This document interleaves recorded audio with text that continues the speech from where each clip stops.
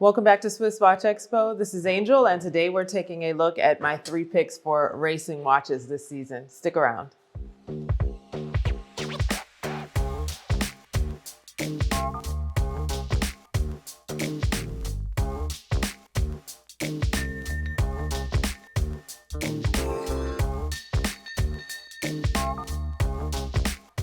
Welcome back to Swiss Watch Expo. This is Angel, and this week we're taking a look at my 3 picks for racing watches. Now, I tried to step outside of the box when choosing this time because there's so many different options for racing. So this week we'll be taking a look at a Rolex, well actually 2 Rolex models and an Omega. So let's jump right into it. So first up, we'll take a look at this beautiful Omega Racing. And the reason I love this is because of that accent of orange. If you took a look at our last week's video, you'll see that I've been really on this orange kick. And this Speedmaster in particular, I'm always a huge fan of the Speedmasters that have 2 subdials versus 3 subdials. And the reason I love this is because it's 44.5 or 44.25 millimeters across, but the crystal has been re-engineered to where it's a nice low profile. And another thing that I think is really cool about this watch is that it has the ceramic bezel. So typically you'll see bezels like this and they're done in the aluminum. But the other thing that's really nice about it is the fact that the numbers are done in the liquid metal, which is something that Omega implemented a few years back. And that's going to be one of the hardest substances that can actually adhere to the ceramic. So probably one of the most durable bezels on this watch. And the sapphire crystal also has that anti-reflective coating in it.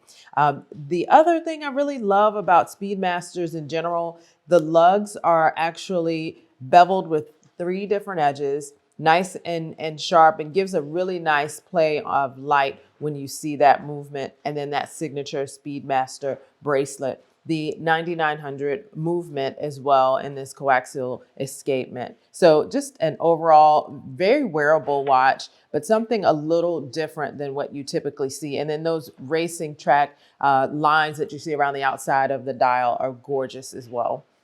Next up, we'll take a look at the Rolex Daytona. Now, you can't do a best 3 racing watch video without taking a look at a Daytona. So I picked something a little different than what you would see with a Panda or something like that. And we actually are looking at a white with black subdials, but we'll have some red accents. So of course you'll have your screw down crowns, or screw down pushers, I should say here. And then we'll just deploy them by utilizing that as well. So to unscrew the pushers, you would just turn this top pusher towards you, so counterclockwise. And also you'll want to go ahead and unscrew the crown at the bottom here.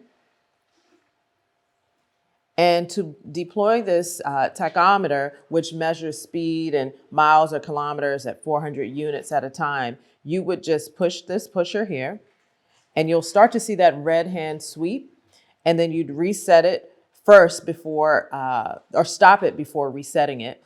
And to reset it, you would just push the pusher there. Now, a lot of people like to use that as a seconds counter, but you actually have a subdial here that will count your seconds. And then, of course, you'll always want to screw back your pushers so that the case remains sealed off from water and atmospheric moisture. So that's a great option. I love the Arabic numerals. They look great under low light versus a stick or diamond dial on the Daytona. So great option there. And then last, but of course not least, is the Rolex Yacht-Master II. Now, the reason I chose this is because this is actually a racing watch, but on the water. This is for the regatta races. And if you notice, you'll have the countdown that has a 10 and then it goes to the 0 here.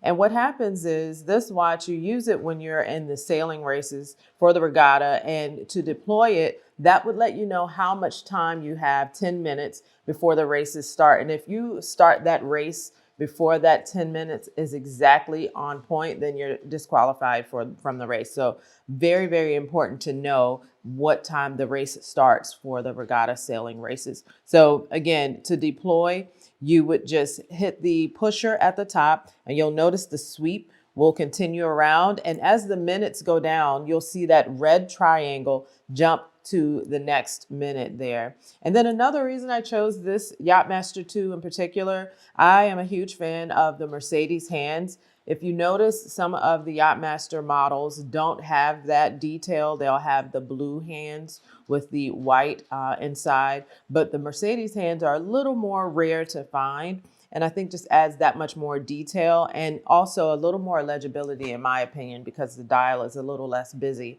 when you have those Mercedes hands. And so as you can see, that red triangle is moving towards the 9-minute remaining point on the dial. So for sake of the video, we'll just go ahead and stop the sweep hand there and reset it at the bottom to the 12 o'clock position. And this watch is done in steel and 18 karat rose gold, or ever rose, we should say. And then the Cerachrome bezel. And then the measurement on this will be 44 millimeters. So a nice substantial weight on this watch. Absolutely gorgeous racing piece. And even if you're not sailing, this is something that'll make a beautiful statement on your wrist. So let us know down in the comments, what do you think about these 3 models that I've picked, and maybe some of your favorite racing watches? We'd love to hear. This is Angel here at Swiss Watch Expo, and we'll see you on the next video.